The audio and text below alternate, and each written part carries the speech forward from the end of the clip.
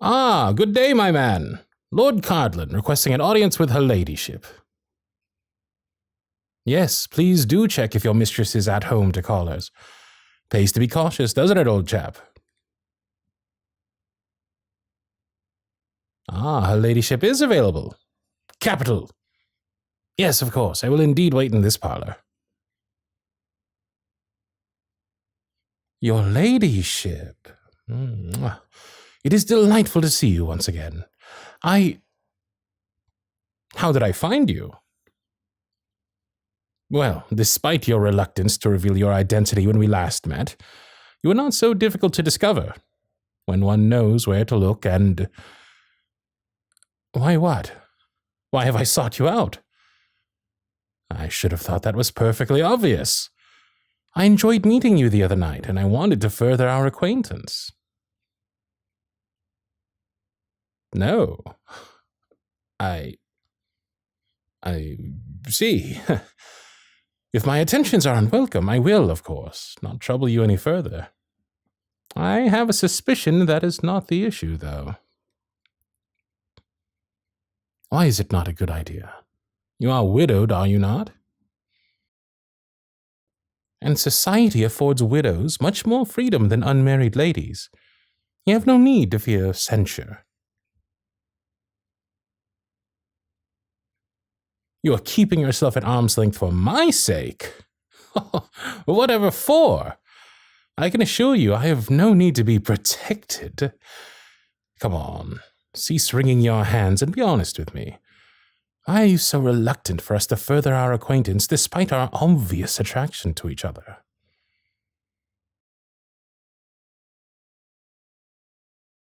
You've been accused of having a hand in the death of your late husband.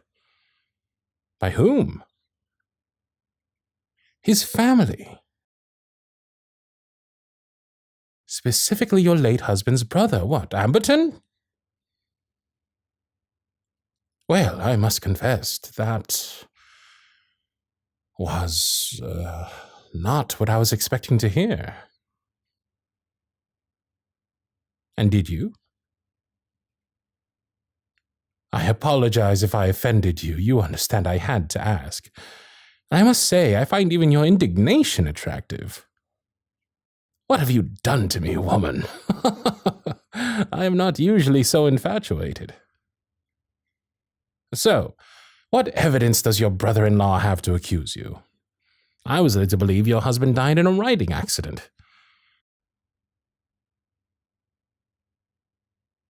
It has been covered up to protect the family name. And because the culprit has not been discovered. I see. And where do you link to this?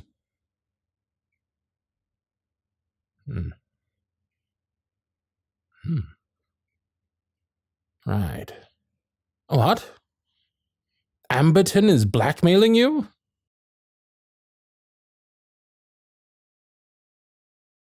He is bitter and resentful that you inherited the entire estate except the title. So he has threatened to go to the magistrate with proof you murdered your husband. Unless you agree to marry him once your year of mourning is over, so he can access the money he believes is rightfully his? Well, I already knew Amberton to be a colossal buffoon, having encountered him several times at that gambling hall he owns.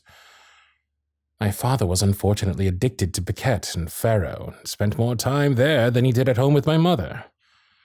Well, he was addicted to any gambling, to be honest. I spent many a time dealing with Amberton because of it. A story for another time, I think, but I did not realize how thoroughly unpleasant Amberton was to do this. What evidence of you murdering your husband does he claim to have? Or, rather, has fabricated? You do not know. Perhaps it is just an empty threat, then. Good Lord. I do beg your pardon. There's more? Out with it, then. I might as well know everything. He has something of yours. Oh, something of you. I'm very intrigued. Please do continue.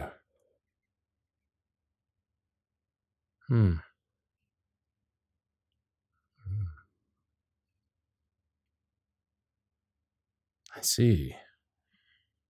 So before you met your late husband, you mixed with a more bohemian crowd of artists. Indeed.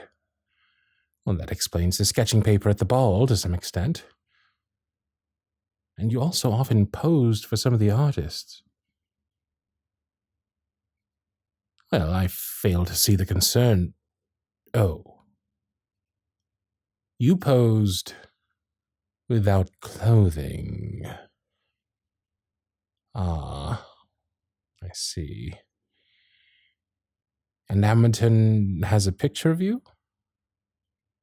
Pictures. They were completed as a series. How did he obtain such treasures? Your husband purchased them.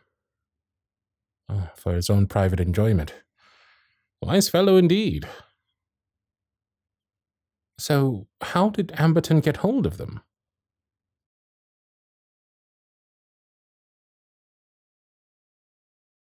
Within days of your husband's death, he made it clear he was aware of them, that they were in his keeping, and if you did not do as he wanted, he would not only expose them to society, but also frame you for the murder of your husband for good measure? Oh, I am confounded at the level of perfidy and downright manipulative nastiness Amberton has displayed to you. Oh, yeah. Thank you for your courage in explaining this to me.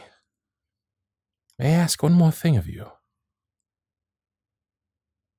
You are not considering capitulating to his demands now that your year of mourning is almost completed, are you? Are you? No, sweetheart. May I call you that? You must not do as he bids. He's a scoundrel of the highest order, and he can go to the very devil. Besides, how would I be able to court you myself if you plight your troth to that blackguard? No, of course I'm not put off by what you have told me. You are innocent of any wrongdoing, and while I do understand your concern about the ton finding out about those pictures, they're not exactly a tolerant, non-judgmental group of individuals, I can assure you, I think no less of you at all. You are exquisitely beautiful. I would have been more surprised if you were not a muse for the artist you mix with. I promise you now, we will deal with this. Yes, of course I will help you. I think it's about time Amberton discovered the consequences of his disagreeable behavior. Yes, I know he's bought the vows of many members of society, so they're indebted to him. But I have the ear of a very powerful duke, who is also a magistrate, and who will be absolutely incensed to hear Amberton's behavior, and will wish to punish him accordingly. Will you promise me you will not agree to any of his demands while we identify a plan of action? I understand it is getting increasingly difficult to put him off now your year of mourning has drawn to a close, but it is important that you continue to. Perhaps in the meantime, we could get to know each other a little better. Would you join me for the evening tomorrow at the Vauxhall Pleasure Gardens? I would be delighted to have your company for supper, and indeed, you are quite correct. Some of those walkways and groves can be very discreet if we wanted to enjoy ourselves further. Very well. I shall look forward to the pleasure of your company. Now, at the risk of exposing myself as a dreadful glutton, I think I shall have another one of these delicious cakes.